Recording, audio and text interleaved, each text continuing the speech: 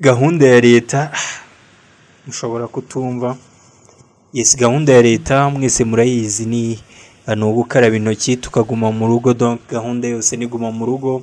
Ni muri urwo rwego gahunda yacu murayizi ni ya video reaction, aho twagendaga mbere na mbere hose tu reactinga ku ndirimbo zigiye zitandukanye ziba zasohotse kuri uwo munsi, yewe n'izo hambere nazo tu reactingaho, byose nta kintu biba bitwaye. Kuri uyu munsi tuje kuri reactinga cyangwa se tuje kuba twiganirira ku ndirimbo ya Nyakwigendera Kizito Mihigo, indirimbo yise Namaganye abantemera amababi. Indirimbo yayisohoye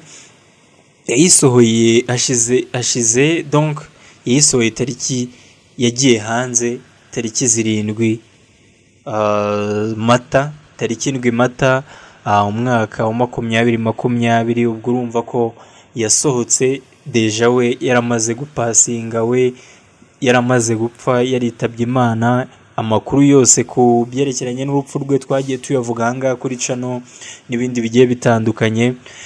Kuri uyu munsi nyine ikintu tugiye gukora ni reactinga kuri iyi ndirimbo, turebe ukuntu imeze, twumva ubutumwa burimo. Abanyarwanda n'inshuti z'abanyarwanda murabizi turi mu bihe bikomeye cyane, aho turimo kugenda twibuka inzirakarengane cyangwa se abantu bazize jenoside yakorewe abatutsi mu mwaka w'1994. Iyi ni indirimbo rero yasohotse tariki 7 ari nabwo nyine tuba dutangiye icyumweru cyo kwibuka, ariko kiba kizakomeza deja ni iminsi 100, ubwo ni uguturuka mu kwezi kwa 4 kugeza mu kwezi kwa 7 kugeza ya minsi irangiye. Ni ibintu bisa, ni ibintu abanyarwanda twese tumaze kumenyera cyane ko turamutse tutibutse nk'urubyiruko, turamutse tutibutse nk'abandi bose amabi yabaye cyangwa se amahano yakozwe n'urubyiruko n'ubundi ashobora kuzongera akabaho. Ni nayo mpamvu leta ihora idukangurira kwibuka kugira ngo ibyabaye bitazongera, twibuke twiyubaka. Ari nako twumva iyi ndirimbo Namaganye amababi, Namaganye abantemera amababi ya Kizito Mihigo, umusore waririmbaga indirimbo z'ubumwe n'ubwiyunge, indirimbo zigiye zitandukanye. Nubwo ku ruhande rumwe byavugwaga uko nyine biri, hari igihe byavugwaga nabi n'ikindi gihe bikavugwa neza, ariko ntabwo byamubuzaga kuba umuhanzi, indirimbo agakomeza akazisohora. Reka turebe iyi ndirimbo twiganire muri comment section aho hasi, muragenda mwandika ukuntu iyi ndirimbo mwayibonye, muri buze kuduhereza like, munabisangiza inshuti zanyu. Ariko icyambere mwibuke ko turi muri ibi bihe bikomeye cyane. Mwirinde, mwibuke gukaraba intoki, mwibuke kandi kuguma mu rugo, kuko nicyo kintu cya mbere kizadufasha guca muri ibi bihe isi yose irimo gucamo. Ni Ivugangingo TV, uraza kwibuka gukora subscribe. Reka twumve iyi ndirimbo.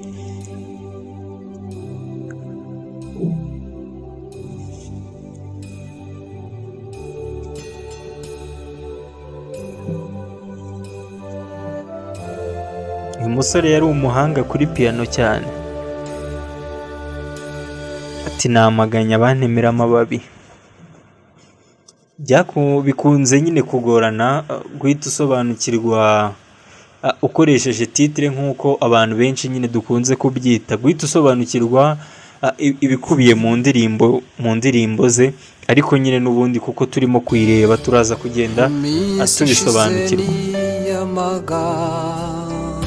Abapfobya jenoside nkababwira ko ari cyo cyago kiruta ibindi u Rwanda rwamenye, nkababwira ko kuyihakana bituma idapfa ndetse ikagaruka.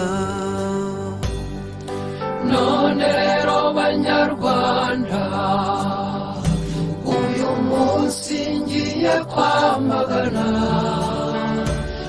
abapfobya imbabazi n'ubwiyunge. ati noneho agiye kwamagana abapfobya imbabazi n'ubwiyunge. arenza ati rwose bagamije inyungu zabo. bagamije inyungu zabo.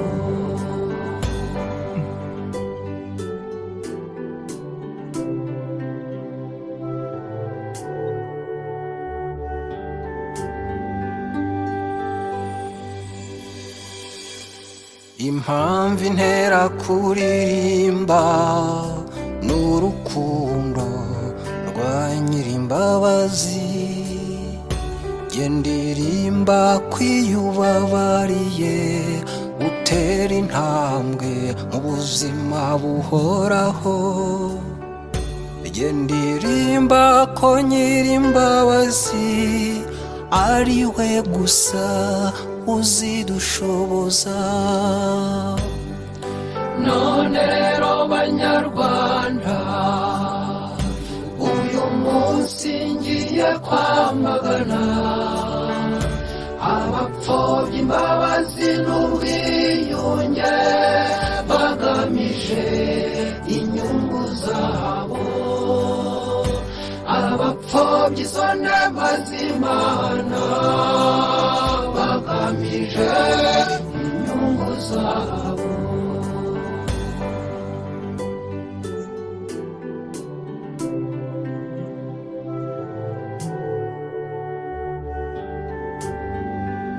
bya bindi nababwiye nti uyu musore yari umuhanga kuri piano, dore ko yari afite n'ishuri atari yatabaruka Nyakwigendera, yari afite n'ishuri ryigisha umuziki. kandi nta muntu wazitangira undi. n'urugendo rw'umuntu n'Imana. ikigaragara aha naho yari yagiye gucuranga muri gereza. hariya inyuma handitse KMP ni Kizito Mihigo. iriya pi ndibuze kwibuka ndabibabwira.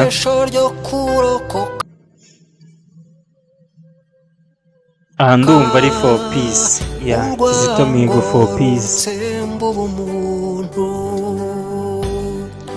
none rero banyarwanda, uyu munsi ngiye kwamagana abapfobya imbabazi n'ubwiyunge. ni umusore wari ukunzwe n'abantu benshi bitewe n'indirimbo ze nyine yatangagamo. mu ndirimbo ze uyu musore yatangagamo message ikomeye cyane, ariko cyane cyane nyine message zigambiriye gusakaza amahoro. ikindi message z'urukundo, gusakaza urukundo, ubwiyunge mu bantu. abapfobya izo nema z'Imana bagamije inyungu zabo.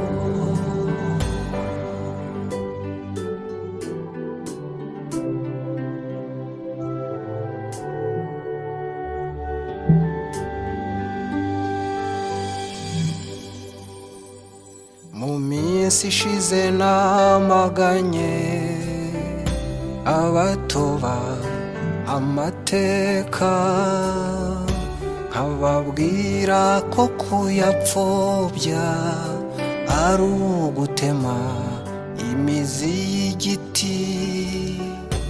uyu munsi ndabona ngiye kwamagana abantemera amababi. none rero banyarwanda, uyu munsi ngiye kwamagana abapfobya imbabazi n'ubwiyunge. uyu munsi agiye kwamagana abapfobya imbabazi n'ubwiyunge bagamije inyungu zabo. bagamije uganje.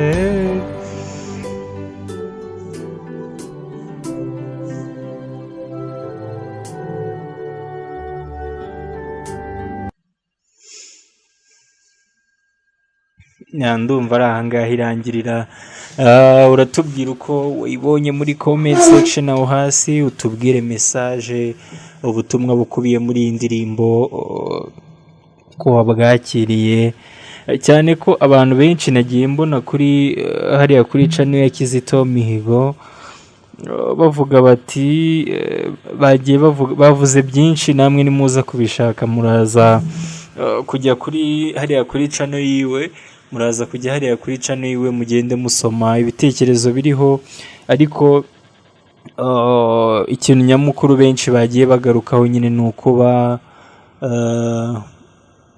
umuririmbyi nk'uyu nguyu, umunyabigwi nyine nk'uyu nguyu, nubwo abantu benshi bashenguwe n'uburyo urupfu rwe, bashenguwe n'urupfu rwe, ariko ntago umuntu yabura kuvuga ko Kizito Mihigo nyine yari umunyabigwi, yasize ibigwi rwose, nta nubwo umuntu yatinya kubivuga, kuko inkuru z'urupfu rwe cyangwa se amakuru y'urupfu rwe yaragiye cyane.